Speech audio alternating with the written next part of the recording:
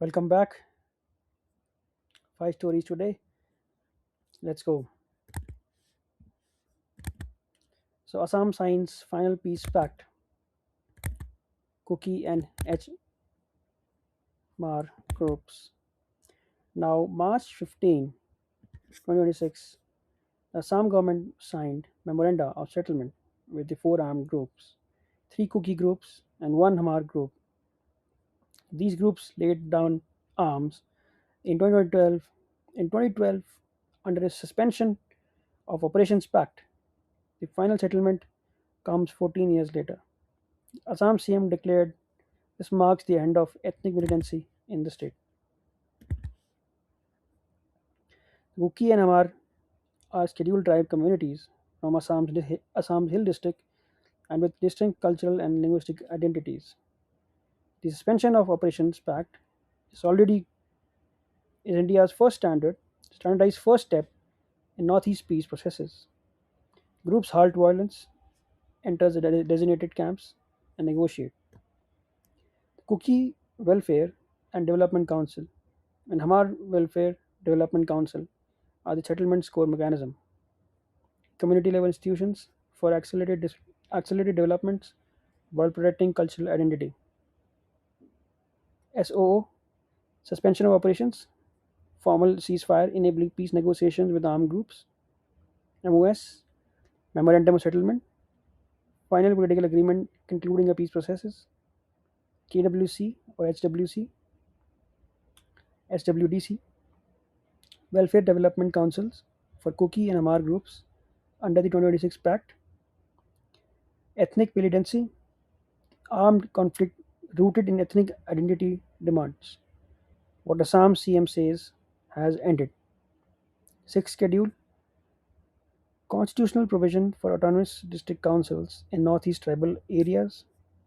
Northeast insurgency, decades long armed movement across northeast India for autonomy and identity. US launches Section 301 trade probe into India.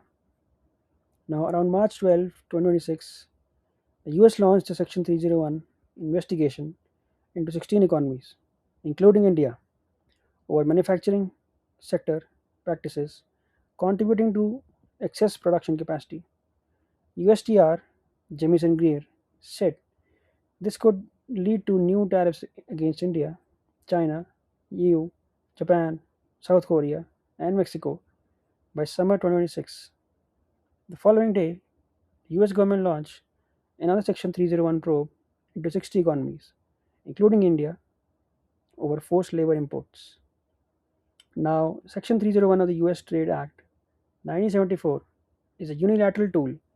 The USTR investigates foreign trade practices, and the US can impose tariffs without WTO authorization. The USTR Greer explicitly names India alongside China, EU, Japan, South Korea, and Mexico as potential tariff targets by summer 2026. Now, India had expected to conclude a limited interim trade arrangement with the US as early as March 2026, per Reuters. The new investigations created uncertainty. India has slowed negotiations by several months.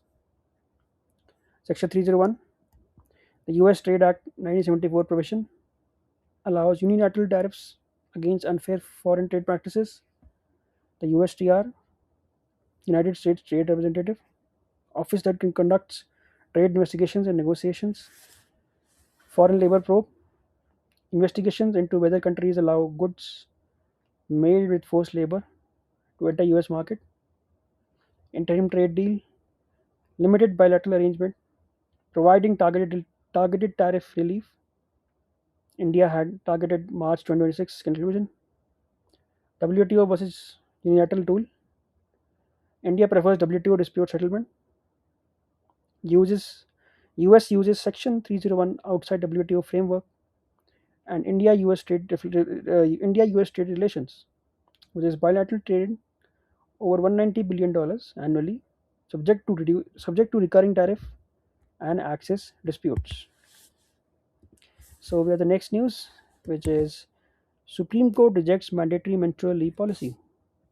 Now, March 13, 2026, a Supreme Court bench of CJI Suryakant and Justice Joymalya Bagchi declared to issue mandatory paid menstrual leave directive nationwide. The bench described compulsory menstrual leave as a policy as a potential double-edged sword, noting that making it law could cause employers to stop hiring women altogether. The court noted only Karnataka has recently framed such a policy, and Odisha had one had one since 1992. Now, the court's central reasoning is a classic policy design problem. Mandatory benefits tied to a specific group raise the cost of hiring that group, prompting employer avoidance. The essay did not bar states from legislating. It declined a nationwide mandate and directed states to consult stakeholders before framing specific policies. Menstrual leave, paid leave for employees who menstruate to address issues, health issues. No central law in India. Double-edged sword, meaning SC's description. Mandatory policy could harm the very women it aims to protect. Female LFPR, female labor force participation rate. India is 25 to 30%, among the lowest in G20. Article 15, Clause 3 allows state to make special provisions for women and children. Maternity Benefit Act 1961 provides 26 weeks paid maternity leave, separate from menstrual leave debate. Voluntary versus mandatory policy, SC's preferred approach. Incentivize voluntary adoption, not legal compulsion. Then we have the Shanti Act, nuclear sector open to private players. The Shanti Act, sustainable harnessing and advancement of nuclear energy for transforming India, received presidential assent after being passed by both houses of the parliament. It repeals the Atomic Energy Act 1962 and the Civil Liability for Nuclear Damage Act 2010. For the first time, private entities can hold up to 49% equity in civilian nuclear projects. India's nuclear power target is 100 gigawatt by 2047.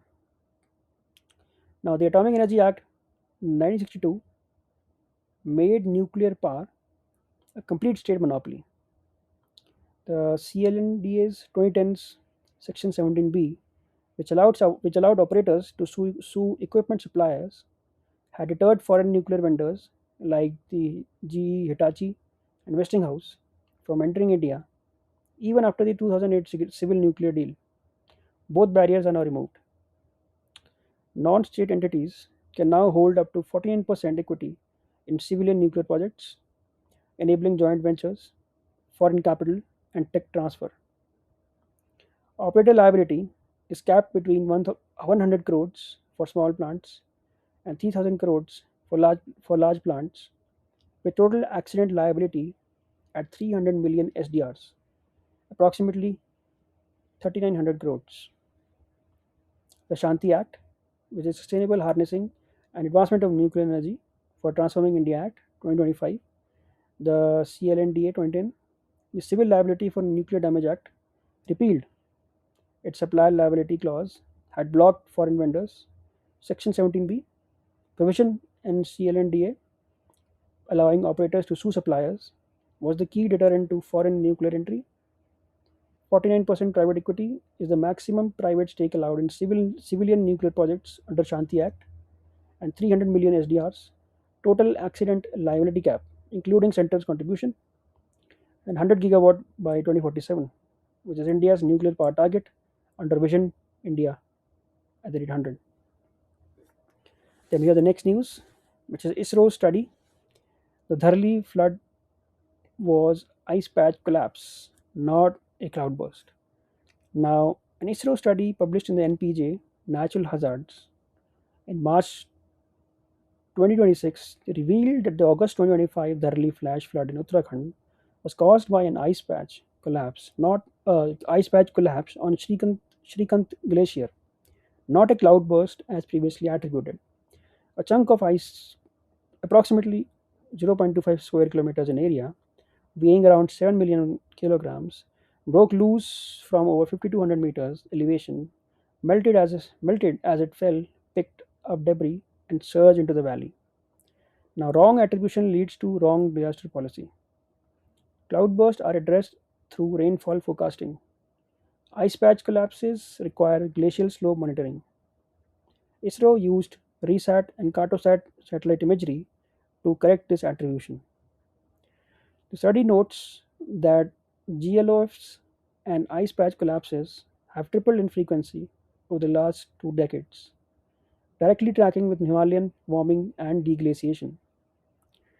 Ice patch collapses, sudden failure of semi permanent ice on steep slopes, distinct from glacial lake outburst floods.